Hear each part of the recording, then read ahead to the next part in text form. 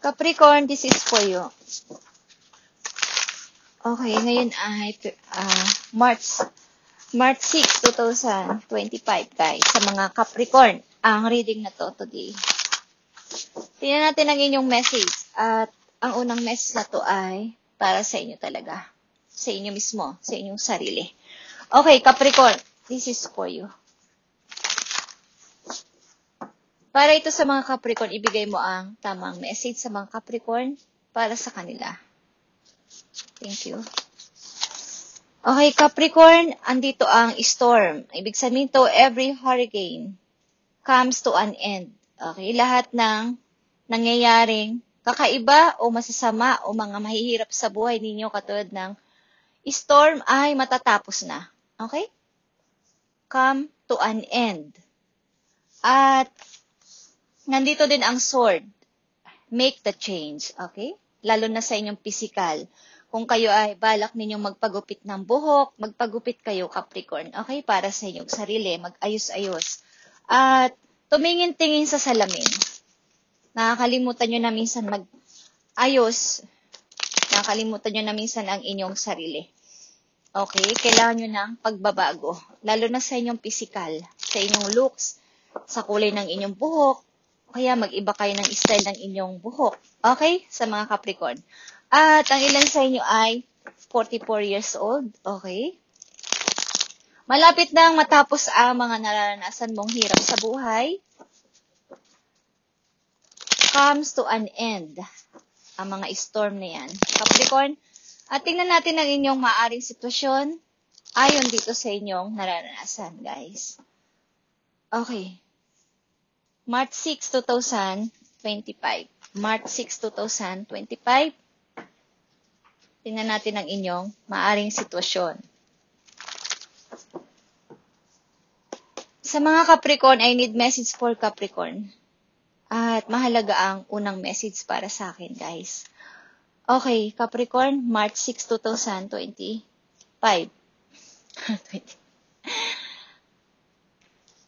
Okay, andito ang the High Priestess or intuition, guys.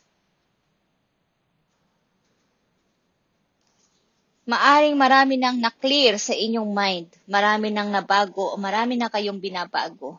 Sa inyong isipan, sa inyong buhay, marami na rin kayong mga napagtanto, napag-isip-isip na kailangan ko nang makinig sa aking sarili, kailangan ko nang humingi ng guide doon sa heaven, sa lahat ng aking plano, sa lahat ng aking mga gagawin ay kailangan ay ako lang muna ang nakakaalam simula sa araw na to, okay? At nandito ang King of Cups.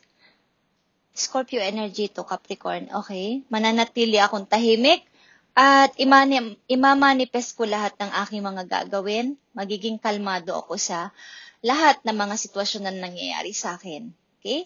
As a King of Cups and King of Pentacles, nakita nyo, stay grounded, guys. So, nalalapit nyo ng pagtatapos dyan sa inyong naranasang hirap, sa storm na naranasan nyo sa inyong buhay is comes to an end. Magiging maalwan na kayo sa kaperahan. Basta makinig lang kayo sa inyong sariling desisyon, sa sarili ninyo mismo. Huwag kayong magpa-abala sa iba. Humingi kayo ng guide sa heaven, nabigyan kayo ng knowledge, ng kaalaman para dito sa inyong mga plano at pagdedesisyonan. At matuto ng lumayo sa mga taong walang ginawa kundi kayo ay saktan at baga kayo lang yung nagmamahal. Lumayo muna kayo, 8 of Cups. Okay? Something na ibahin nyo rin ang inyong looks, ibahin nyo rin ang inyong paniniwala, ang inyong pananaw at lalo sa inyong physical. Ayusin nyo ang inyong physical. Kumbaga is mag-iba kayo ng aura. Magbagong anyo kayo, Capricorn. Ang sabi nila dun ay makeover. Okay? Magpaganda kayo, magpapogi pa kayo. Kung kayo ay maganda na, magpaganda pa kayo lalo. Sapagkat malapit ang matapos ang nararanasan nyong hirap sa buhay. Okay? Makinig lang kayo sa inyong sarili, huwag sa ibang tao. Simula pag nabasa nyo o narinig nyo ang message na to. Okay? Ngayon ay March 6, 2025. Tingnan natin ang message pa sa inyo o advice para sa mga Capricorn.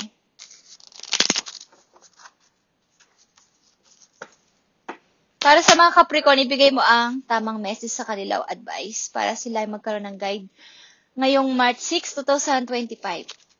Okay, Capricorn, andito ang Cat at ito ay independence.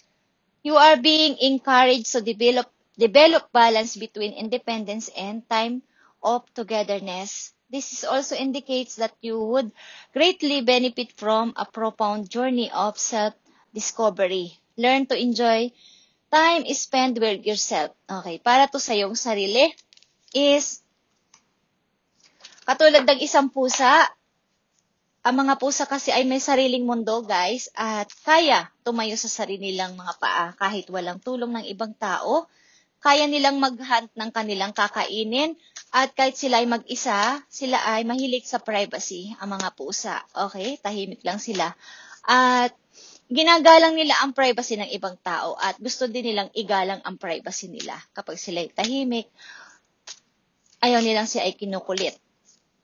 Madalas sa mga pusa ay lumalayo sa tao. Okay? Mayroon namang malapit din sa tao, pero mangilan-ngilan lang.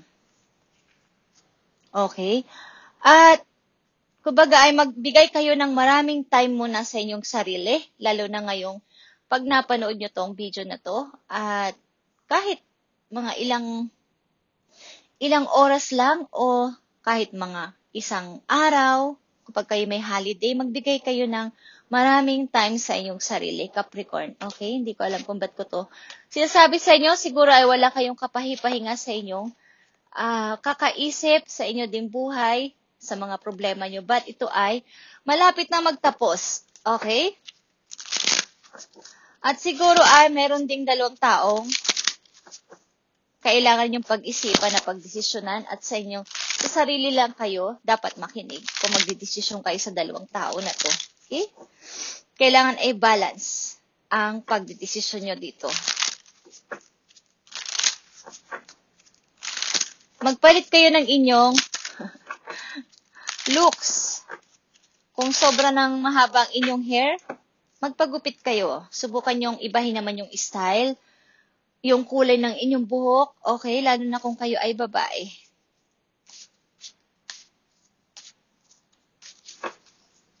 Tingnan natin ang inyong pag-ibig, Capricorn.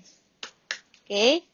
At katulad ng isang pusa, matuto kayong magkaroon ng confidence din sa inyong sarili. Ito ay independence din. Okay? At kumbaga siguro kayo ay mahilig sa privacy. Ilan sa inyo o karamihan sa inyo. Yung gusto nyo lagi mapag-isa. Okay? So, malapit na magtapos ang storm dito sa buhay ninyo. Storm is yung mga problema ninyo, yung mga alalahan ninyo, mga worry. Okay, Capricorn, tingnan natin ang inyong pag-ibig. Kung ano nang nangyayari. They are the one is here. You have already met the romantic partner you seek. Okay, siguro ay na-meet mo na siya o nandyan na? Nandyan na yung partner na hinahanap mo. Na, baga, romantic partner ito na yung hinahanap is nandyan na.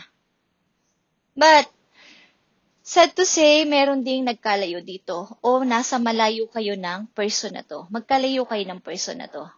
Na tinutukoy ko dito, guys. Okay? Na iyong na-meet na.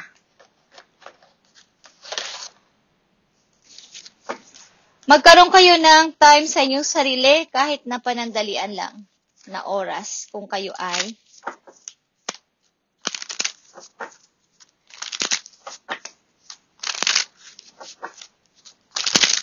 kumbaga, i-enjoy nyo yung pag-holiday nyo, i-enjoy nyo. Guys, i-enjoy nyo ang inyong holiday. Meron kayong mga madidiscover sa inyong sarili na ito pala ay kaya kong gawin, na dati ay hindi ko alam na kaya ko. Nawalan ako ng tiwala sa aking kakayanan. Okay, para sa inyong pag-ibig, dahil ito ay they are the one, tingnan natin ang inyong message dito, Capricorn. Sapagkat nahanap mo ng iyong hinahanap na partner, romantic partner, is nandyan na. They are the one. Okay? But maybe, magkalayo kayong dalawa o hindi magkasama. sa same place? Okay, ilan sa inyo? Tingnan natin, March 6, 2025 sa mga Capricorn, ang inyong buhay pag-ibig. Tingnan natin dito. Okay, nandito ang respect your relationship. Okay. Magkaroon kayo ng respeto bawat isa sa inyong relasyon, ng iyong relasyon sa ngayon, at magiging maayos ang inyong samahan o ang inyong relasyon. Okay, ang inyong connection is magiging maayos. Respeto sa isa't isa, kumbaga ay kung anong sinabi niya at kung ano yung mga pinapaliwanag niya, maniwala ka, huwag mo na siyang husgahan sa kung ano man ang pinapaliwanag niya sa'yo. Maaring maraming tao sumusubok sa inyong relasyon. At maaari din dito na may dalawang tao kang pinag-iisipang piliin kung sino sa kanila ang pipiliin ko. Okay? At nandito rin yung kayo ay nasa kalmadong situation kahit na mahirap. Malapit na itong matapos, Capricorn, ang inyong naranasang hirap sa buhay at mga alalahanin. Tingnan natin pa ang mga message po you. Okay, nandito ang quiet retreat na katulad ito ng learn to enjoy time spent with yourself. Okay, it's time to disconnect from outer world so that you can discern and process your true thoughts and feelings from your inner world. Create this quiet time for yourself and you'll have more clarity about what to do next. Katulad ng the High Priestess. Okay. Kapag kayo ay mananahimik muna at makakapagpahinga, makakapag-isip-isip, ay magkakaroon ng linaw lahat ng inyong mga gustong planuhin, desisyonan at gawin sa mga susunod ninyong bukas, sa isang linggo o sa isang buwan ninyong mga plano is magiging malinaw. So, bigyan ninyo ng time muna ang inyong sarili, kahit na mga ilang oras o isang araw, kapag kayo ay may holiday, para kayo ay makapag-isip ng inyong final decision. Ang ilan sa inyo na nandito sa reading ay may iniisip na ano ang pagdedesisyonan ko at ano ang aking dapat na isipin, ano ang dapat kong next move is kailangan nyo muna ng quiet place o quiet na mga sandali para makapag-isip-isip dito. Okay. May nilayuan kayo dito sapagkat para itong one-sided love, okay, na kayo lang ang nagbibigay ng baga may hinahanap pa rin din kayo sa inyong sarili na dapat ninyong tuparin. Okay? Bukod dito sa pag-ibig na to. Capricorn, tingnan natin ang last message for you. Ito ay March 6, 2025. Reading. Okay. Para sa mga Capricorn. Tingnan natin. Message for Capricorn. Nakikita nyo ang success. Okay, Capricorn? At malapit mo na tong makamit. Okay, ang success na to. I grow and thrive in the universe.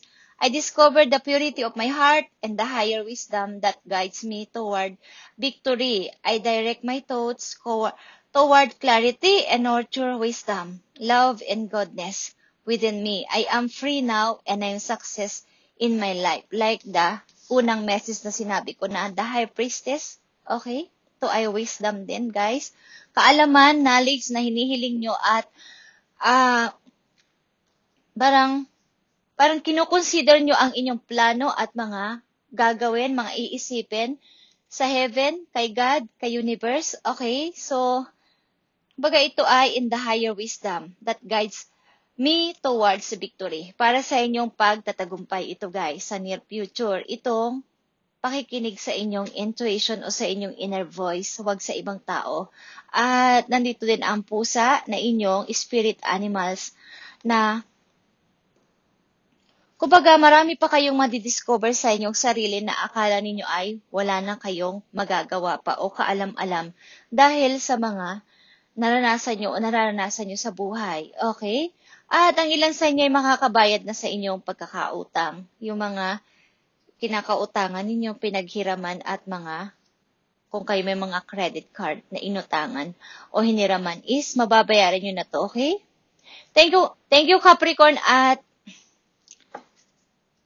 Kailangan lang dito ay makapagpahinga kayo at makapag-isip-isip at magtanong kay God, kay universe na mga dapat yung humingi kayo ng guide sa kanila na kayo ay tulungan sa inyong plano at iisipin, okay, para mas maganda at mas successful ito. Hindi yung itatanong nyo sa inyong kapwa.